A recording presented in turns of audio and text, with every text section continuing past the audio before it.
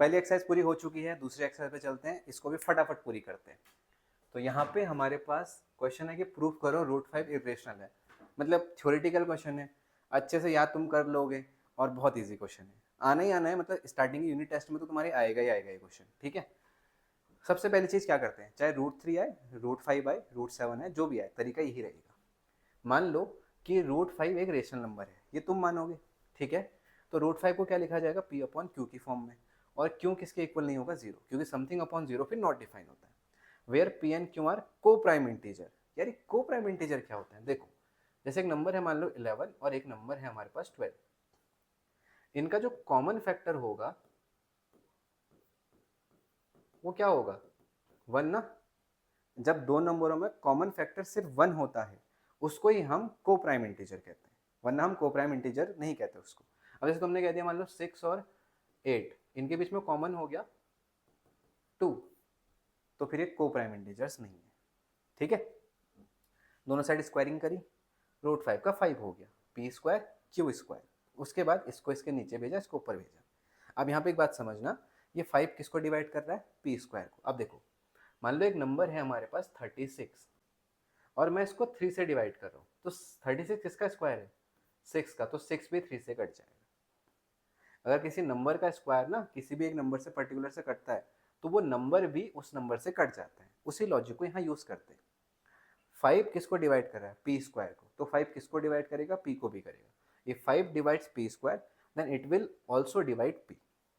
अब P की जगह वैल्यू पुट की जाएगी, जैसे देखो ये कट के आंसर कितना है 2, तो 6 कैसे आ रहा होगा, 3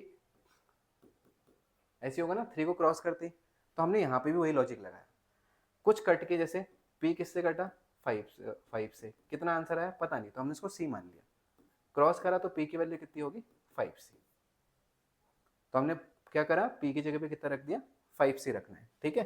और बता देंगे where C is any integer, ठीक है। C कोई भी एक इंटीजर हो सकता है। चलो अब 5C को इसके अंदर पुट करा तो ये स्क्वायर होगा, 25 हो जाएगा, ठीक है। सॉल्व हो कितना आ गया, तो ये। अब इसको इसके नीचे भेजो। अब Q² किससे डिवाइड हो रहा है 5 से, तो Q भी किससे डिवाइड होगा 5 से, सिंपल सी बात। आप क्या लिखोगे, as both P and Q have 5 as their common factor.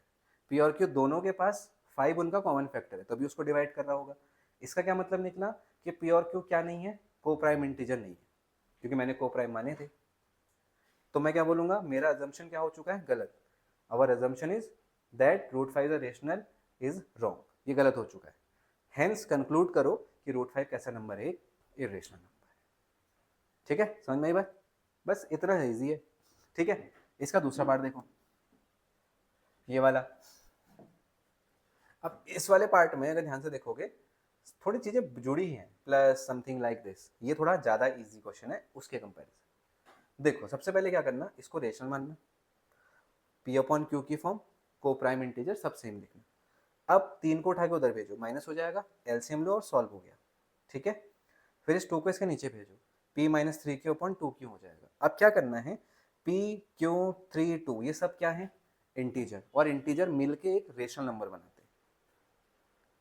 But सामने की तरफ जो नंबर √5 लिखा है ये कैसा है, इरेशनल। अब √5 क्या है, इरेशनल, ये क्या है, रेशनल।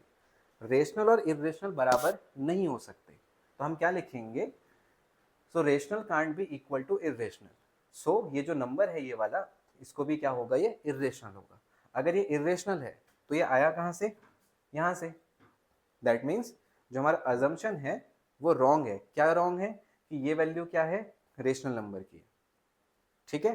तो हेंस हम फाइनली फिर से बोलेंगे कि ये नंबर भी कैसा है, इरेशनल नंबर है, ठीक है। समझ रहे हो, चलो अब ये बाकी के जो 3 क्वेश्चंस हैं, ठीक है, ये तो तुम आसानी से बना दोगे